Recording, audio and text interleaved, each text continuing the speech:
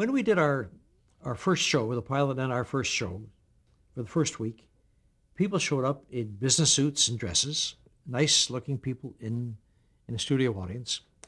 But when they saw me picking people at random, by about the second week of the show or so, I can't remember the exact date, a woman showed up with a sign.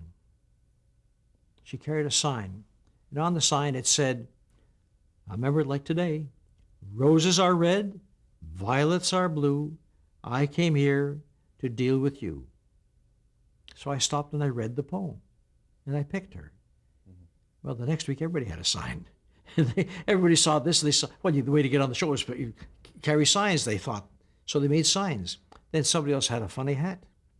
Then came costumes. Now we have Phyllis Diller look-alike, so we got Tarzan, and we got sailors, and all these various things showing up, and they're all in outside the studio. 300-400 people come to see the show, and they're all dressed in costumes. So NBC calls us in and says, what are you going to do about this? And we said, do about what? Well, the people are showing up in costumes. And we said, well, I don't think we'll do anything. This is pictorial. This is television. It lends quite a flavor to the show. And indeed we did. We never picked them for what costumes they were wearing, because then it would become a costume contest. Because we even picked people who didn't have costumes on, as you know, on the show. We just picked anybody at random.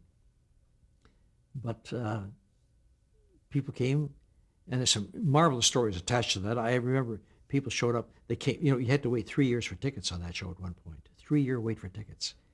Now people write in and get 6 tickets, and they'd come together. They come in a car, or 4 people come in a car, and they came dressed.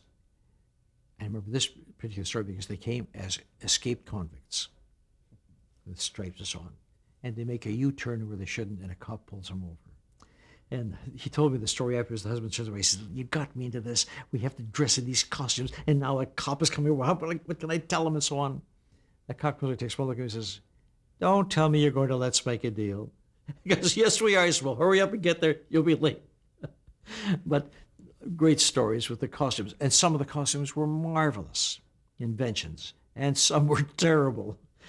And my bête noire was when men would come to the show dressed as babies in diapers. I hated that. I said to my guys, if you let anybody on that trading floor, a man dressed with a diaper, I'll fire the lot of you. I couldn't stand it.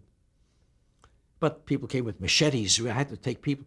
We made sure we took weapons away from them before they got into the studio. But machetes and guns and so on. One time, a whole bunch of people got on the show, and they carried a propeller, an airplane propeller.